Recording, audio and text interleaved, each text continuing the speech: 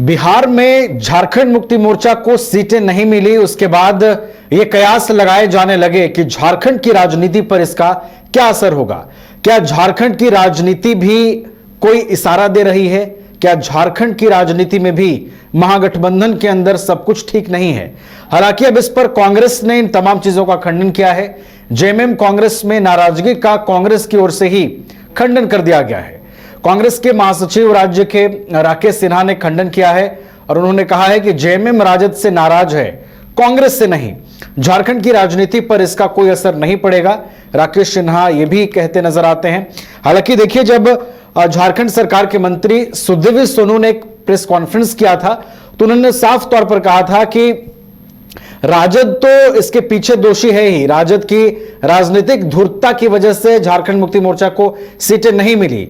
लेकिन यहां पर सुदेवी सोनू ने यह भी कहा था कि कांग्रेस को सहयोगी पार्टी होने के नाते, महागठबंधन की दूसरी सबसे बड़ी पार्टी होने के नाते यह पहल करनी चाहिए थी कि झारखंड मुक्ति मोर्चा जिन सीटों पर चुनाव लड़ना चाहती है वहां पर चुनाव लड़े। लेकिन कांग्रेस ने इसकी कोशिश नहीं की, कांग्रेस ने तालमेल बनाने की कोशिश नहीं की, इसलिए कांग्रेस को भी दोषी माना जाना चाहिए। हालांकि अब ये जो खंडन राकेश सिन्हा कर रहे हैं, क्या इस खंडन मात्र से सब कुछ ठीक हो जाता है या फिर जो मंत्री सुदेवी सोनू का बयान आया है वो पूरी तरीके से अब खत्म हो जाता है उसका प्रभाव? इन तमाम चीजों को देखना होगा आगे झारखंड की राजनीति कैसे बढ़ती है। हमारे साथ सहयोगी करिश्मा भी फोन लाइन पर जुड़ी हुई हैं, उनका रुख करते हैं। करिश्मा, देखिए, झारखंड की राजनीति जो है उस पर क्या असर पड़ेगा जब झारखंड मुक्ति मोर्चा बिहार में चुनाव नहीं लड़ रही है? अब खंडन करते हैं राकेश सिन्हा की कोई नाराजगी नहीं है कांग्रेस और जेएमएम में, कैसे उनके खंडन वाले बयान को देख रही हैं करिश्मा? जबकि मंत्री सुदेवी सोनू ने यह कहा था करिश्मा कि अगर जेएमएम को सीटें नहीं मिली तो कहीं ना कहीं कांग्रेस की ओर से भी पहल नहीं की गई, वो तालमेल नहीं बनाया गया और कांग्रेस भी दोषी है। लेकिन अब उनके बयान को आप कैसे देखती हैं? जी नवीन, देखिए, जब बिहार विधानसभा को लेकर तिथि की घोषणा हुई थी उसके बाद से ही झारखंड मुक्ति मोर्चा की तरफ से ये कहा जा रहा था कि झारखंड मुक्ति मोर्चा 12 से 13 सीटों पर चुनाव लड़ेगा और इसको लेकर उनका यही कहना था कि बातचीत हो गई है और महागठबंधन के तमाम जो घटक दल है उनके बड़े नेताओं से भी चर्चा हो गई है कि इस बार झारखंड मुक्ति मोर्चा चुनाव लड़ना चाहता है। लेकिन इस बीच आपने देखा होगा कि जब पटना में बड़ी बैठक रखी जा रही थी उसमें महागठबंधन के सभी घटक दल के नेता मौजूद थे, लेकिन झारखंड मुक्ति मोर्चा को इनवाइट नहीं किया गया था। लेकिन झारखंड मुक्ति मोर्चा की तरफ से ये लगातार कहा जा रहा था कि उन्हें आश्वासन मिला है कि उन्हें ज्यादा से ज्यादा सीटें मिलेगी, उन्हें सम्मानजनक सीटें मिलेगी। जिसके बाद से आपने भी देखा होगा कि जेएमएम के नेताओं का कहना था कि वो लोग इंतजार कर रहे हैं कि कब उन्हें सीट मिलेगा, कब सीट बंटवारे को लेकर उनका नाम आएगा और उन्हें 12 से 13 सीटें मिलेगी। लेकिन जब सीट बंटवारा सामने आया तब कहा जा रहा था कि जेएमएम के पाले में से 3 सीटें हैं, जिसके बाद जेएमएम ने नाराजगी जताई थी और एक कह सकते हैं प्रेस वार्ता जो है वो झारखंड मुक्ति मोर्चा के केंद्रीय महासचिव सुप्रियो भट्टाचार्य के द्वारा रखा गया था नवीन। और ये कहा गया था कि अब महागठबंधन से अलग झारखंड मुक्ति मोर्चा बिहार में चुनाव लड़ेगा और इस चुनाव में 6 सीटों का उन्होंने जिक्र किया था कि 6 सीटों पर झारखंड मुक्ति मोर्चा चुनाव लड़ेगा, जिसके बाद से कई सवाल उठ रहे थे। और उसके बाद सुदेव कुमार सोनू जो झारखंड के मंत्री है उन्होंने प्रेस वार्ता रखी थी और उनका कहना था कि राजद तो जितना दोषी है वो तो है ही, लेकिन कांग्रेस ने भी पहल नहीं किया।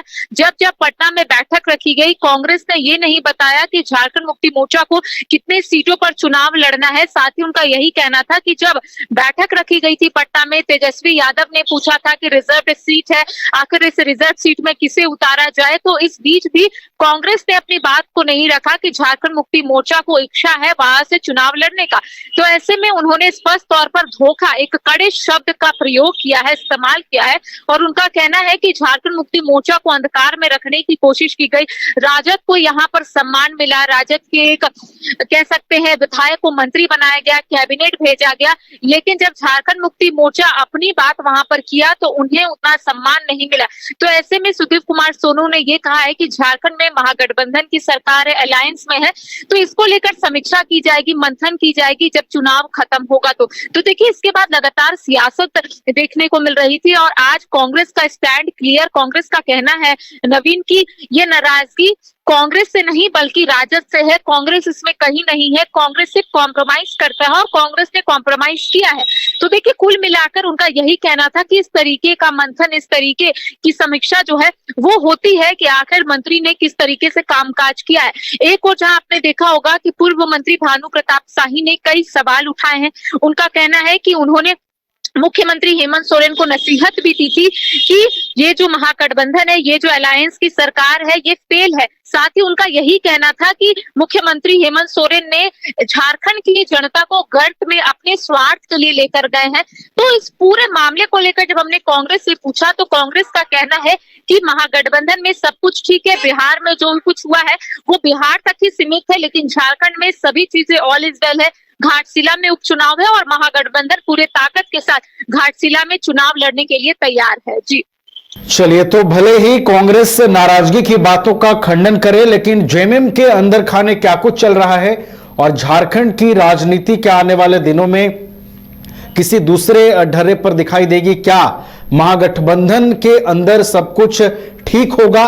इन तमाम चीजों पर से भी जो है आने वाले दिनों में संशय हटेंगे और जो संभावनाएं व्यक्त की जा रही हैं उन संभावनाओं में कितना दम है वो भी देखने वाली बात होगी। बहुत बहुत आपका धन्यवाद करिश्मा, हमारे साथ जुड़ने के लिए, तमाम जानकारियां हम तक पहुंचाने के लिए। अरे कहाँ चले सुबह सुबह? अरे चिंटू इंजीनियर, घर बन रहा है ना, टीएमटी रिबार लेना है। कौन सा? कोई भी सस्ता वाला। और नया फोन? हाँ। ये कैसे लिया?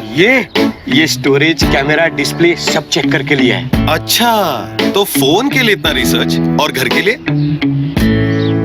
मतलब टाटा स्टील आशियाना पे रिसर्च करोगे तभी पता चलेगा कि टाटा टिस्कॉन 550 SD में है बेहतर ताकत और लचक, जो आपके घर को दे सुरक्षा के साथ सेविंग्स भी। क्या हुआ? पहले रिसर्च करनी है ना। टाटा टिस्कॉन 550 SD, समझदार बने, बेहतर चुने। शहर की भीड़ से बोर हो गए हो? तो चलिए आज नए वाइब में आपको लेके चलते हैं, जिसका नाम है वैदिक विलेज।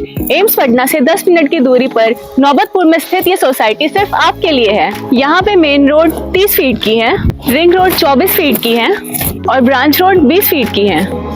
यहाँ मिलेगा आपको स्विमिंग पूल, जॉगिंग ट्रैक, मंदिर और 24/7 सिक्योरिटी कैमरा जैसी बेसिक एमिनिटीज। शांति और सुकून से भरा प्लॉट चाहिए तो सोचना बंद करो, अभी कॉल करो नीचे दिए हुए नंबर पे। घर रहने का मकान भर नहीं, ये खुशियों की तिजोरी है।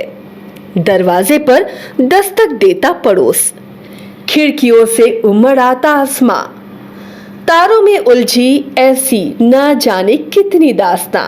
कहती हैं चले डायमंड सिटी, एक सफर हम सफर के साथ अपने घर तक। Diamond city, life long bonding, 500 से ज्यादा खुशहाल डायमंड परिवार। जल्दी करें, सिर्फ 200 फ्लैट बाकी। आज ही बुक करें अपना आशियाना।